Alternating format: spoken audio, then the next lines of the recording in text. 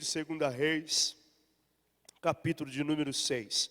Você fique à vontade para dar glória a Deus, para dar aleluia, para nos ajudar a pregar a palavra do Senhor. Amém ou não amém?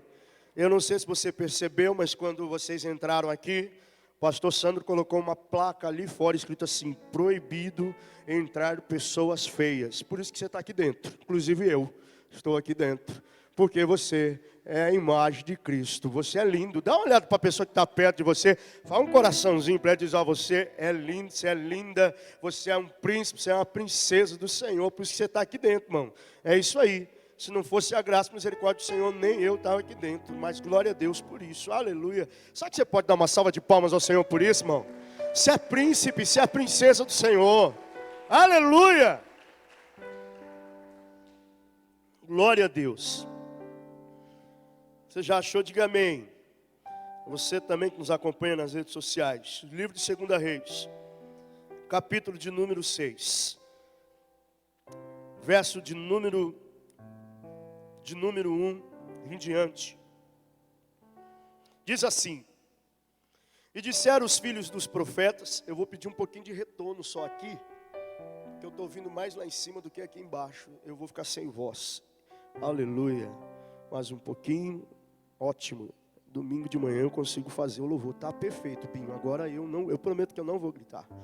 Vou me conter. Glória a Deus. Aleluia. Muito bom. Verso de número 1 de 2 Reis, capítulo de número 6. E disseram os filhos dos profetas a Eliseu: eis que o lugar em que habitamos diante da tua face nos é estreito. Vamos, pois, até ao Jordão, e tomemos de lá, cada um de nós, uma viga, um pedaço de madeira, e façamo-nos ali um lugar para habitar ali. E disse ele: ide. Verso 3. Porém disse um dos profetas, dos filhos dos profetas: serve-te de ires com os teus servos? E disse Eliseu: eu irei. Verso 4. E foi com eles, e chegando eles ao Jordão, cortaram a madeira. E sucedeu que, derrubando um deles uma viga, o ferro caiu na água. E clamou e disse: ai, meu senhor, porque era emprestado. E disse o homem de Deus: onde caiu? E mostrando-lhe o lugar, cortou um pedaço de madeira nova e o lançou ali, e fez flutuar, nadar, subir o ferro. Verso 7. E disse: levanta-o. Então ele estendeu a sua mão e tomou o ferro que havia caído. Hoje à noite, pela misericórdia do Senhor, eu quero compartilhar algo que já há dias o Espírito Santo vem ardendo no meu coração. Eu não sei quantas vezes você ouviu essa ministração ou essa palavra, ou já tenha percorrido, ou já tenha lido. Mas hoje à noite eu quero chamar a sua atenção, para que a sua mente e o seu coração não fique desapercebido por aquilo que o Espírito Santo tem a falar. Pelo canudinho, como diz a pastora Lucilvânia. Seja o canudinho. Eu sou o canudinho aonde o suco vai atravessar, irmão. O resto, quem faz é o Espírito Santo, é o Pai e é o Filho. Eu nada tenho a não ser Ele na nossa vida. Amém? Por isso, e hoje à noite eu quero compartilhar essa palavra para a sua vida. Hoje à noite, incumbido de trazer essa palavra do Senhor para a nossa vida, eu quero chamar a sua atenção para algo muito interessante. O texto que nós lemos ressalta-nos perante os olhos e faz-nos lembrar de algumas circunstâncias da nossa vida. É bem simples que talvez eu te perguntar: o que você lembra que nós acabamos de ler? Você vai se lembrar talvez de uma ferramenta que se perdeu e que essa ferramenta não era devidamente de quem a estava usando. Então às vezes você vai dizer: era um machado, estava sendo usado, e esse uso era de uma pessoa a qual não tinha esse instrumento. E me faz lembrar, e me faz levar. Quantas vezes, quantos de nós nos aventuramos a fazer algo sem as devidas ferramentas? Quantos de nós já não se atreveu, no domingo de folga em casa, a consertar, a arrumar uma cadeira que faz dias que está lá parada, e a esposa fala para você, precisa arrumar esse encosto, precisa arrumar esse assento, e aí ela olha para você e você fala, fica tranquilo, amorzinho, no final de semana, no domingão eu vou arrumar, e você não tem a furadeira, você não tem a chave de fenda devida para usar, para consertar, para corrigir. Eu não sei você, mas muitas das vezes eu precisei usar coisas que não eram minhas, pois eu não tinha o instrumento, não tinha ferramenta. E quantas das vezes nós vamos para um improviso? Quem já não usou? Irmão, a Bíblia diz que no céu não entrará os mentirosos. Quem já não usou aquele negócio de tirar o grampo do papel para apertar um parafuso? Você usou. Eu sei que você já usou. Eu sei que você já usou de improviso. Quantas coisas você já usou? Ah, não tem a Philips, vai com a fenda mesmo. Até vai dar certo. Até dá certo, mas você já tentou usar Philips na onde é parafuso de fenda? Já deu certo? Não vai. Tem coisas na nossa vida que não vai. Tem ferramentas que a gente precisa para o dia a dia, que nós não temos para utilizar, para arrumar, para consertar. Alguns anos atrás, a Michele vivia me pedindo para mim pendurar os quadros de casa. Porque mulher é caprichosa, mulher gosta de decorar. E a Michele dizia assim para mim, olha, eu preciso que no final de semana, pastor Fábio, você faz uns furos aqui, pensa num cara que detesta fazer furo. Por quê? Porque eu não tinha furadeira. E aí eu não tinha furadeira, eu ia pedir a furadeira emprestada do pai. E pai, que é pai, empresta. Mas meu pai falava assim para mim, qual é o número que você precisa? E aí você falava assim, é um número tal. E aí ele te mandava, ele colocava e te mandava só aquele negócio, só aquela broca. E aí se a esposa inventasse de furar mais alguma coisa, você não tinha.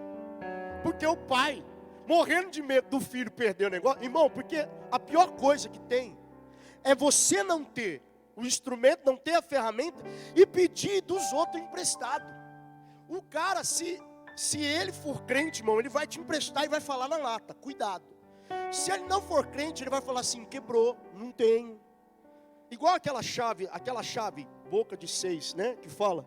Você já emprestou, irmão? Fala a verdade, já voltou? Já voltou ou não? Você empresta, tem hora que não volta. Não vai voltar. Sabe aquele negócio que você vai emprestar e você fala assim, não vai voltar. E às vezes você tem medo de falar. E aí para pendurar a cortina, a Michele vivia trocando as cortinas, precisa fazer um furo aqui. E aí pedia para o pai.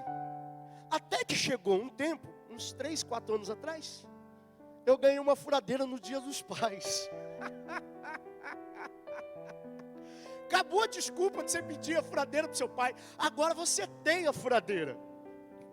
Glória a Deus, aleluia. Vou fazer furo. E aí esses tempos atrás eu emprestei a furadeira para alguém da família.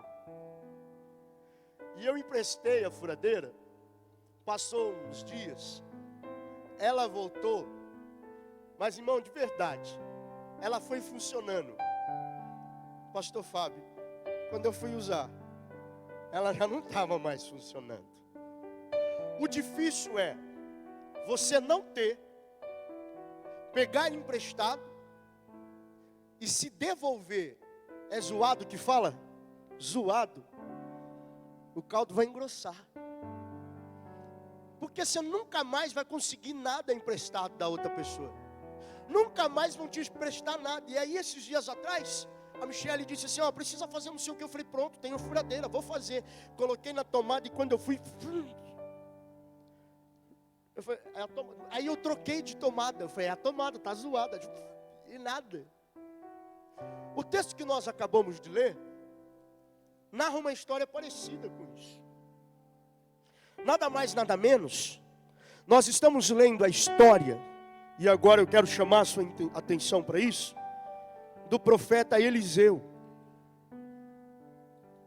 sucessor do profeta Elias, que foi arrebatado ao céu. E Eliseu está incumbido e está sobre a sua responsabilidade de cuidar de uma casa chamada a Casa dos Profetas.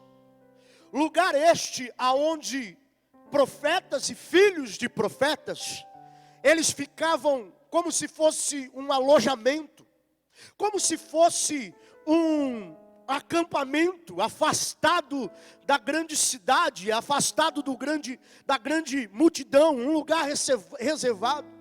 O texto vai dizer que eles estão num lugar de concentração, de busca.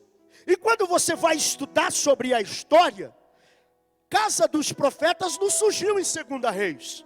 Casa dos Profetas surgiu em 1 Samuel capítulo 19, a partir do verso 20, pelo homem chamado Samuel, esse que a qual foi levantado pelo Senhor.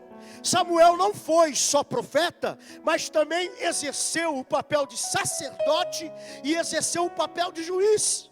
Samuel foi o iniciante, foi aquele que começou a escola de profetas. E talvez na sua cabeça você pergunta, para que era necessário um profeta na terra?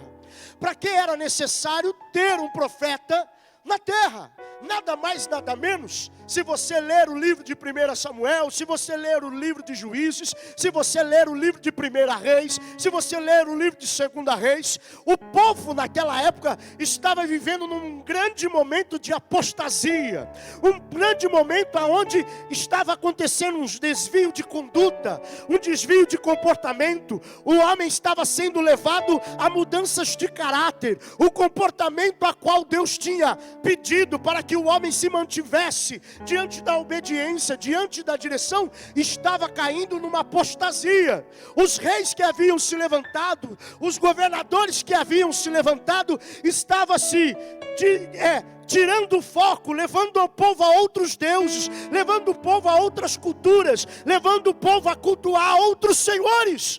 E a necessidade dos profetas era para que, por intermédio de Deus, pudesse trazer novamente o temor diante do povo, e eles pudessem se recobrar e dizer e entender que só havia e só existia e só existe o único Deus digno de ser adorado e cultuado na face da terra e no mundo. E a necessidade não só naquela época, como na necessidade de hoje em dia. A casa dos profetas era um lugar de refúgio para que os filhos dos profetas se achegassem e fossem domesticados na fé, fossem discipulados, fossem ensinados, fossem mantidos na obediência e mantivesse uma vida íntegra diante de Deus, para que quando Deus precisasse falar com o povo, eles pudessem estar de acordo com a vontade do Senhor. O texto vai dizer que esse lugar se torna pequeno, está estreito, está apertado, está crescendo a escola de profeta. Um dos servos percebe essa necessidade, percebe essa real realidade, e ele chama a atenção para Eliseu e diz: Eliseu, o lugar que nós estamos está apertado, está ficando pequeno, precisamos ampliar as estruturas, precisamos romper as estruturas, precisamos crescer, evoluir, avançar. Para isso, Eliseu, precisamos ir até o bosque, precisamos ir até a floresta, precisamos ir atravessar o Jordão, passar pelo riacho, pelo Jordão, e cortarmos madeiras, para que tal possamos ampliar o lugar. Eliseu diz: pois bem, bela iniciativa, bela visão, bonita atitude, entendeu bem? Podem ir. Quando eles estão saindo, eles viram para Eliseu e dizem assim: Eliseu, carece de que vá conosco? Será que pode estar presente conosco nessa tarefa? Eliseu diz: eu vou com você. Quando eles chegam, a história vai dizer que eles estão cortando as vigas, estão cortando as árvores nos bosques, estão preparando as madeiras para que pudesse ampliar a tenda. O texto que nós lemos diz que em uma das terminadas dos cortes de uma das vigas, o ferro solta do cabo e ele cai na água. Ao cair na água, um desses filhos de profeta se assusta, dá um grito e diz assim: ai, meu Senhor. Eliseu logo se atenta e observa e diz para ele: o que foi? Ele diz assim: o ferro do machado se soltou e caiu na água. Não tem problema. Qual o problema nisso? Tem problema. Por que o problema? Tem problema, Eliseu, porque o machado não é nosso. O machado era emprestado. Eliseu diz assim: aonde caiu o ferro? Um dos profetas mostra, diz a história, que ele corta um pedaço de madeira e lança aonde caiu o ferro. Diz a palavra do Senhor que o ferro flutuou e subiu. Pois bem, o que nós aprendemos com isso? O que nós podemos aplicar dessa história para a nossa vida no dia a dia? Para a nossa vida espiritual, para a nossa vida material, para a nossa vida ministerial. Pois bem, escola do profeta é a casa aonde se busca a manter o entendimento e a manter a presença de Deus na vida do povo, para que eles não se desviassem de comportamento e de conduta e não se deixassem levar por doutrinas diferentes que não fosse aquilo que eles foram ensinados. O único Deus, o único Senhor, o único Altíssimo e o único digno de ser adorado. Eu vim aqui hoje à noite para te dizer, se porventura eu e você estivermos passando por algum desvio de conduta e de comportamento, e você talvez esteja se esquecendo quem de fato é digno de ser adorado, quem de fato é digno de ser reconhecido, eu quero te lembrar: o único Deus, o único Senhor, o único Altíssimo, Salvador, Consumador da minha e da sua fé, continua ainda sendo Jesus Cristo de Nazaré, único digno de ser exaltado na face da terra. Não desvie o teu comportamento e a tua conduta diante de Deus. A casa do profeta não era um lugar aonde só se adorava, aonde só se cantava, aonde só se pregava, aonde só se aprendia a profetizar, mas era um lugar aonde eles faziam questão que a presença do Senhor estivesse no meio deles. Para quê? Para que a apostasia não esfriasse a fé deles. Sabe por quê? Diz a Bíblia que nos últimos dias o amor de muitos se esfriaria. Não mude o seu comportamento. Continue. Você consegue lembrar de quantas pessoas já passaram por essa igreja, ou já passaram pela sua vida? Ministrava, cantava, pregava, orava, e hoje não faz mais. Sabe por quê? Porque esqueceu quem de fato é o único digno de ser adorado. Esqueceu quem de fato era o único digno de ser exaltado. E ao invés de manter a presença do único, tentou substituir a presença do eterno. A apostasia tomou e infelizmente hoje muitos não conseguem fazer nem engatinhar na fé. Algumas coisas que nós aprendemos com essa história. A necessidade de aumentar o lugar não partiu de Eliseu. A necessidade de aumentar do lugar partiu do servo de Eliseu. pega a visão. Você está sentado aí? Estou sentado aí? Deus te mostrou algo que precisa fazer? Você não precisa depender do pastor. Deus mostrou para você, não mostrou para o pastor. Deus está mostrando para você, porque o pastor precisa da sua ajuda. Difícil dar glória a Deus, né? Vou repetir para você entender.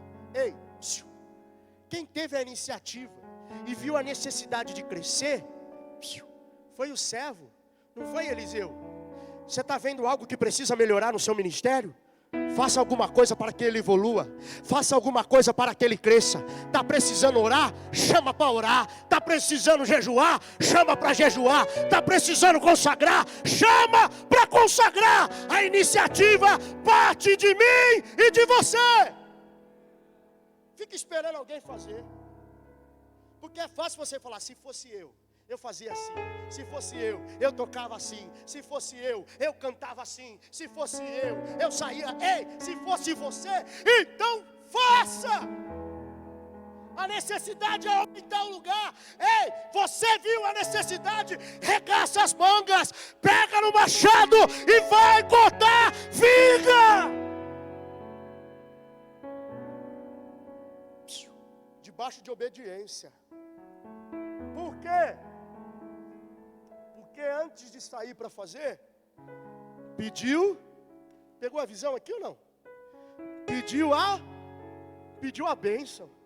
Eliseu, estou percebendo que é necessário o crescimento. O profeta disse, vai que eu abençoo. Sabe porque tem muita, meu Deus. Sabe porque tem muita gente que a vida não evolui, não vai para frente, não anda. Parece que dá um passo para frente, dá 10 para trás, porque não pegou a visão. Se você não estiver debaixo da obediência, o negócio não cresce, não avança. Não tem milagre, não tem bênção do Senhor. Ô meu irmão, debaixo de rebeldia, na tua vida, você pode dar um passo para frente, mas você vai dar 10 para trás. Você está entendendo a palavra ou não? O servo diz assim, Senhor, precisa crescer, precisa aumentar. Há necessidade de ir cortarmos viga. Tem a bênção, pastora. Vai na bênção. Quando você tem a bênção, irmão, preste atenção no que eu vou te falar e eu quero começar a liberar essa palavra para a tua vida. Quando você tem a bênção de Deus, quando você chegar lá para abrir a porta do comércio, o negócio vai prosperar, as coisas vão acontecer. Quando você chegar na sua casa, o casamento que parecia que não ia para frente vai evoluir, porque tem a bênção. Quando tem a bênção de Deus, as coisas caminham de maneira sobrenatural na tua vida. E aí, milagre não dá para explicar. Milagre você viva. Diga assim, é porque, repete, é porque eu estou debaixo da bênção. Você está debaixo da bênção hoje à noite, amém ou não amém? Você recebe essa palavra para a tua vida, amém ou não amém? Você está debaixo de bênção, irmão? A coisa vai fluir. Você está debaixo da bênção, a coisa vai acontecer. Você está debaixo da bênção, ei, as coisas vão prosperar. Você está debaixo da bênção, Deus vai rasgar o mar vermelho para você atravessar. Você está debaixo da bênção, Deus vai enviar o pão de cada dia. Você está debaixo da bênção, Deus vai rasgar o céu, mas Ele vai enviar socorro para a tua vida. Agora, debaixo de insubmissão, meu irmão, não vai. Não flui. Você vai vir aqui subir para cantar, para pregar. Você vai subir aqui para falar. Você vai suar, mas não vai acontecer nada.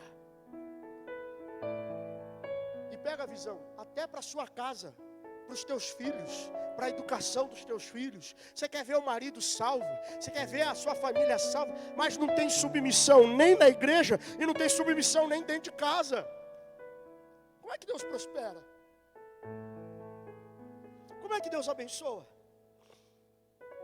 O profeta vira para ele e diz assim, vai,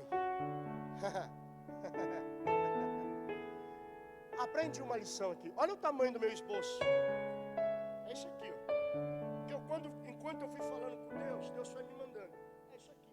Eu não sou de fazer esboço não, irmão. Eu faço. Fazer esboço é coisa para os pastores mais top. E eu não sou top. Eu não sou. O Espírito Santo foi falando, eu fui colocando. Sabe por quê? O filho do profeta pediu a presença de Eliseu. Olha a visão. Tem duas coisas que você precisa entender na Bíblia. Dois personagens dentro da Bíblia, que para os dias atuais é uma grande realidade para a nossa vida. O sacerdote e o profeta.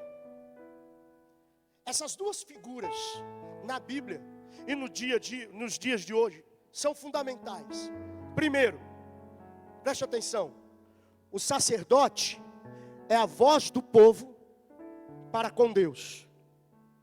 Pegou a visão? Vou repetir. O sacerdote é o intercessor do povo para Deus. É o que leva o sacrifício do povo para Deus. E o profeta? E o profeta? Tem alguém já pegando essa visão ou não? Pegou. Mais alguém pegou? Alguém pegou? O profeta é a voz de Deus falando com o povo. Oh meu Deus! Eu vou repetir para você. O profeta é a voz de Deus corrigindo o povo. O profeta é a voz de Deus orientando o povo. O profeta é a voz dizendo assim: fica firme, continua, persiste, mantenha a obediência, não arrede o pé, permaneça, porque eu vou te abençoar se você obedecer, se você ficar na direção, eu vou interceder por você. O profeta é a voz de Deus falando com o povo. E sabe o que eu aprendo com isso? Quando aquele menino diz assim: você não vem comigo não? Por quê? Porque eu prefiro a voz de Deus direcionando. Uns pegou, eu vou repetir. Ei, sabe qual foi a necessidade e o entendimento daquele moço? Eu posso até ir, mas se você não for comigo, eu não quero ir sozinho. Ei, é mais ou menos assim: Senhor, eu estou indo, mas a tua presença vem comigo. Eu não vou se a sua presença não estiver comigo. Eu não vou para casa se a sua presença não me acompanhar. Eu não vou para o trabalho se a sua presença não estiver comigo. Eu não canto, eu não prego, eu não oro, eu não faço nada se a tua presença não for comigo. A dura realidade é que infelizmente tem gente que já não percebeu. Olha eu indo para o final da mensagem, que já está sem a presença faz tempo. E aí, para cortar a árvore é mais difícil. Para cortar a madeira é mais difícil. Aquele moço vira para o profeta e diz assim: Eliseu, vamos com a gente. Por quê? Porque se a gente estiver fazendo alguma coisa diferente, a voz de Deus vai nos direcionar. A voz de Deus vai nos trazer de volta para o caminho e vai nos colocar de volta para o rumo.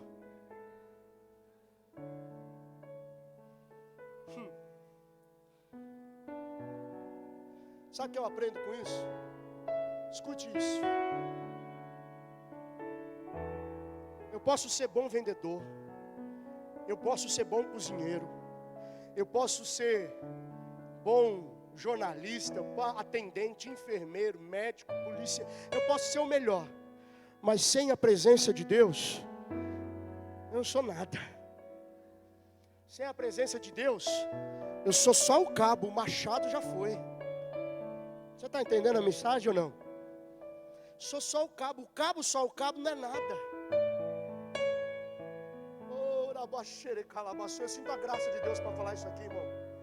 Eu sinto a graça de Deus para falar isso aqui. Sabe por quê?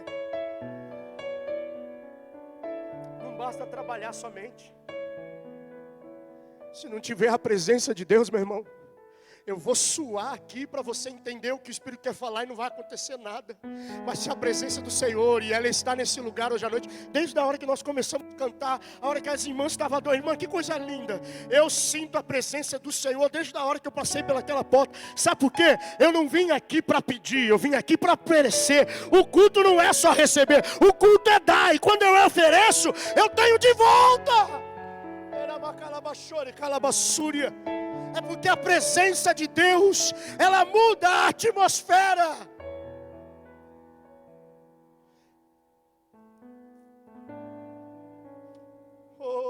Eliseu representava a presença de Deus. A figura de Eliseu é a tipologia de Cristo. Sem Cristo na nossa vida a gente não é nada. Sem Cristo na nossa vida as coisas não vai. Agora se Cristo está conosco, Não tem aquele louvor. Se Cristo comigo. Essa é antiga, hein, irmão? Ai, eu e... Irmão, vocês também conhecem. Não é só eu e a pastora, não. Eu não temerei. Isso, Pâmela. Com gozo irei comigo. É fácil. É fácil guiar Jesus, levar a cruz. Até o tecladista não sabe. Se Cristo comigo vai, eu e... Não ri não, Fabinho. Deve ter um monte de gente cantando junto com a gente nas redes sociais aí. Aleluia! Ei! Se Cristo está comigo, meu irmão, o ministério cresce, não é por causa de mim, é por causa dele. Se Cristo está comigo, a mensagem rasga o céu, não é por causa de mim, é por causa dele. Se Cristo está comigo, a oração é recebida, não é por causa de mim, é por causa dele. Se Cristo está comigo, os meus filhos me obedecem, não é por causa de mim, é por causa dele. Se Cristo está comigo, o meu casamento é restaurado, minha família é restaurada, não é por causa de mim, é por causa da presença de Jesus Cristo.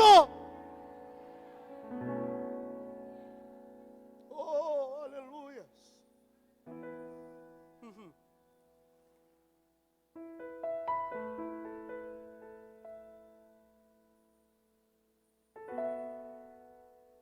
É necessário avaliar qual é o estado que o machado se encontra. O machado aqui, ele vai tipificar o homem e a presença do Espírito Santo de Deus. O cabo é o homem. A força brutal, mas a força sobrenatural, aquilo que a Bíblia diz que não é pelo muito falar, mas é pelo agir do Espírito, está no machado, está no ferro. E tem gente achando que é a força do cabo, e não é a força do cabo.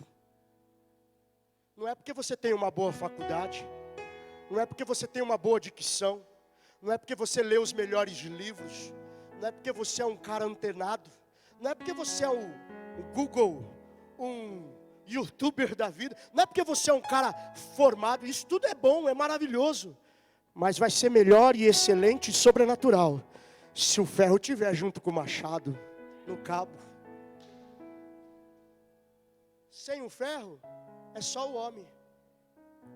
E aí eu e você precisamos analisar. Por quê? Tem gente que está pregando, mas o machado está frouxo. Tem gente que está cantando, o machado está frouxo. Não parou para analisar que o céu está fechado. E não é de hoje, faz tempo. Perdeu a graça. Sabe por quê? Porque você diz assim, quem faz sou eu. Se eu tiver, flui. Se eu não tiver, e não é você, é o Espírito Santo de Deus que está em você. Ô meu irmão, tem alguém pegando essa palavra aqui hoje à noite? Sabe por que seu casamento está sendo murro em ponta de faca? É porque você está achando que é do seu jeito, que é da sua maneira. E o Espírito Santo está dizendo, não é da sua maneira. Você precisa fechar um pouco a boca e trabalhar mais o joelho no chão e deixar eu agir no seu lugar. Porque se eu agir...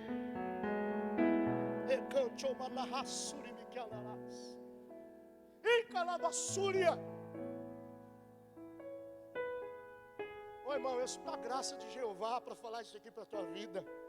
E antes de falar para você, ela falou para mim. Tem gente que está pregando e o machado já está frouxo.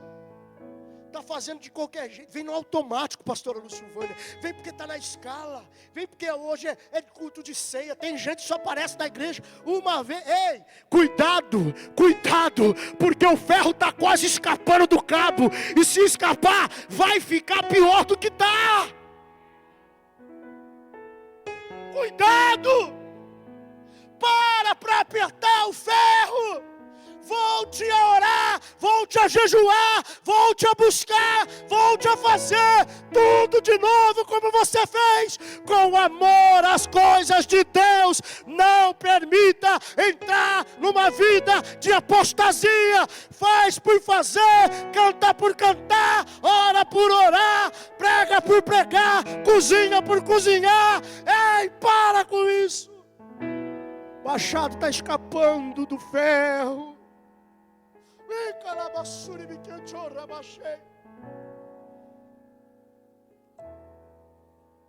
Oh, aleluia. Estou caminhando para os finais. Quando o ferro escapa, o moço dá um grito e diz assim: ai, meu Senhor. Olha para cá.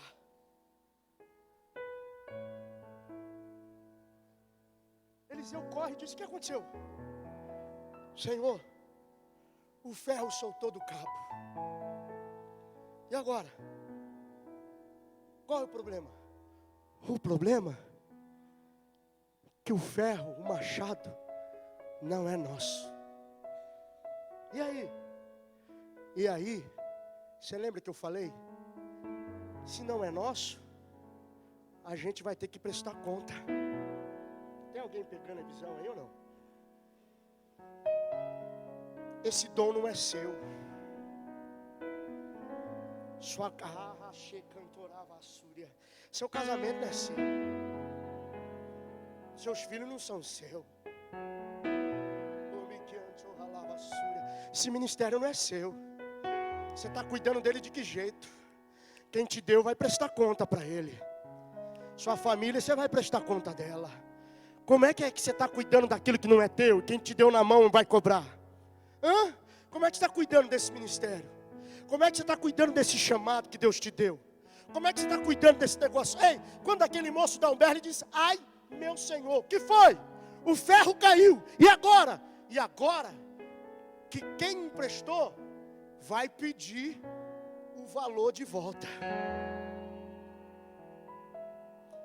Você tem o valor, o Espírito Santo se move. Hoje só veio nostalgia aqui, a naftalina. Você tem o valor, o Espírito Santo. Você conhece essa, né? Você tem o valor. Não é você que tem que fazer, quem faz é Ele. Quem move é Ele, quem corta é Ele, quem fala é Ele, quem rasga o céu é Ele, quem desce é Ele, quem cura é Ele, quem salva é Ele, a honra é dEle, a glória é dEle, tudo pertence a Ele. Eliseu vira e fala assim: aonde caiu? Caiu ali. Eliseu vai lá, corta uma madeira nova, joga no lugar e diz a história que o ferro e aí ele diz assim: estende a mão e... Sabe o que eu aprendo com esse texto aqui? A tipologia de Jesus. Pega a visão. A tipologia de Jesus. O pecado veio para afundar o homem. Jesus veio para quitar a dívida. Você não entendeu? Eu vou repetir. O diabo veio para afundar você. O diabo veio para destruir sua casa. O diabo veio para o ferro soltar e para cair e você perder a presença. Mas Jesus Cristo na cruz do Calvário disse assim: fica tranquilo, eu quito a dívida. Caiu, eu levanto. Caiu, eu levanto. Caiu, eu levanto. Caiu, eu levanto. O cair é do homem, o levantar é de Deus. Será que você pode colocar de pé? Quando Eliseu... Ministério de Louvor pode subir aqui? Ei!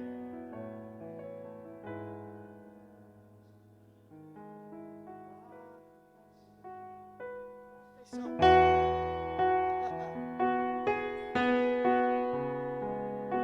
Quando Eliseu pergunta onde caiu o ferro, e o moço diz: caiu ali, ó. Eliseu faz a pessoa de Jesus Cristo. Ele faz o machado flutuar. E ele está dizendo assim: eu estou quitando a dívida. Alguém pegou e eu vou dizer: eu estou quitando a dívida. O diabo não vai jogar na sua cara. O diabo não vai jogar na sua cara que a família foi destruída por causa de você. O diabo não vai jogar na cara que você perdeu o ministério porque você foi fraco. O diabo não vai jogar na cara que você... Ei, quando Eliseu faz aquilo, ele diz assim: estou pagando a dívida. Eu vim aqui hoje à noite para dizer para alguém aqui hoje à noite, Jesus Cristo mandou dizer, Ele pagou a dívida. Ele pagou a dívida. Segura um pouco. Preste atenção. Eu tô encerrando.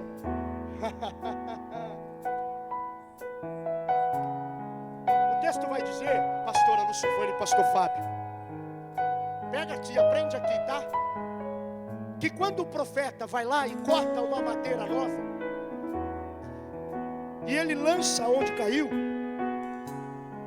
alguns historiadores vão dizer que a madeira naquela época era a mesma madeira, pega a visão, se não me engano, um historiador, Chaplin, vai dizer isso. Era a mesma madeira, ô Edson, que foi usada para a cruz de Cristo. Você não entendeu, eu vou dizer. O pedaço de madeira que Eliseu cortou era o mesmo tipo de madeira que foi construído pelos soldados romanos para poder levantar Jesus Cristo. E quando ele corta a madeira e ele lança, e o machado sobe, e o menino estende a mão e pega de volta. Salmos de número 51. Não retires de nós o teu espírito. Não retires de nós o teu espírito. Traga-me de volta a alegria da tua salvação. Eu vim hoje à noite aqui para te dizer: o plano do pecado era te destruir, o plano do inferno era te matar, o plano do diabo era acabar com a tua vida. Mas Deus tinha um plano perfeito, e o plano é: ei, caiu, eu levanto, caiu, eu levanto.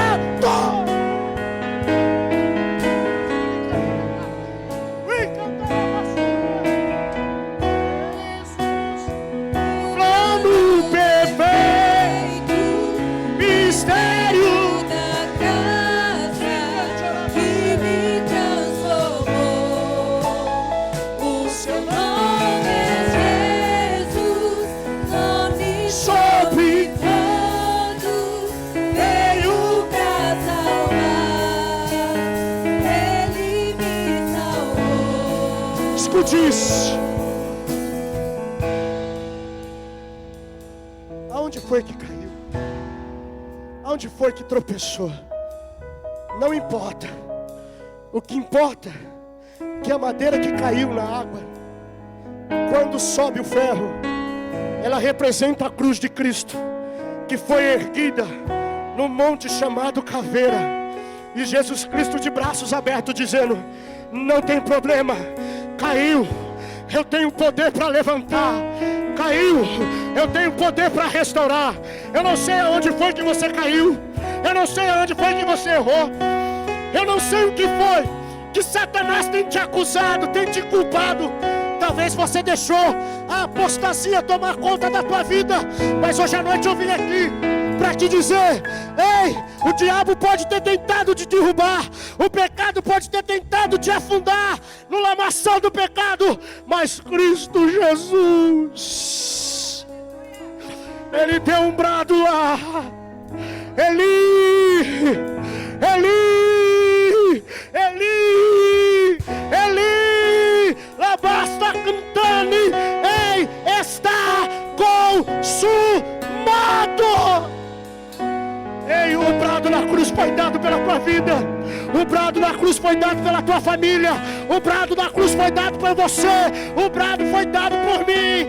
Por isso hoje à noite, levanta-se, levanta-se, identifique o lugar da queda e diga: eu estou me levantando pela graça de Cristo Jesus. Hoje à noite eu quero te dizer essa palavra. Eu não sei como você entrou aqui, eu não sei como está o teu coração, eu não sei como está você que nos acompanha pelas redes sociais, mas talvez o pecado tentou te derrubar, te destruir, e hoje o Senhor está dizendo: ei, eu te levanto, eu te coloco em pé, eu te sustento, eu te tiro das profundezas das águas. Ei, porque o meu amor é maior do que o teu que você pode dar um brado de vitória essa noite? Será que você pode dar um brado de vitória? Será que você pode dar um brado de vitória? Será que você está parado de vitória?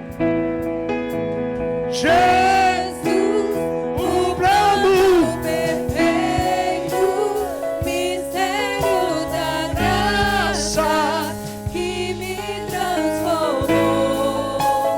O seu nome é Jesus, nome sobre todos, veio pra salvar, Ele me salvou. Eu gostaria que você levantasse uma das suas mãos. Eu quero fazer apenas uma oração com você e a pastora Lucilvânia vai chegar e vai finalizar conosco. Levante uma das suas mãos. Ei, o machado pode ter se soltado do cabo. O cabo sem o machado é só o cabo. O machado sem um cabo continua sendo um machado. Traduzindo em miúdos, você sem Deus é nada. Deus sem você continua sendo Deus. Mas se Deus estiver com você, se Deus estiver na sua vida, se Deus estiver no teu casamento, se Deus estiver no teu ministério, se Deus estiver na sua vida, tudo flui, as coisas acontecem de maneira sobrenatural, é mais leve, o fardo é mais leve. E eu quero declarar essa palavra sobre a tua vida, que o Espírito Santo de Deus assume um lugar que pertence a Ele na tua vida, na tua casa, no teu ministério, no teu casamento, no teu relacionamento, no teu trabalho, porque se Deus estiver conosco em todas as coisas, todas as coisas, nós somos mais que vencedores em Cristo Jesus. Você é mais que vencedor em Cristo Jesus.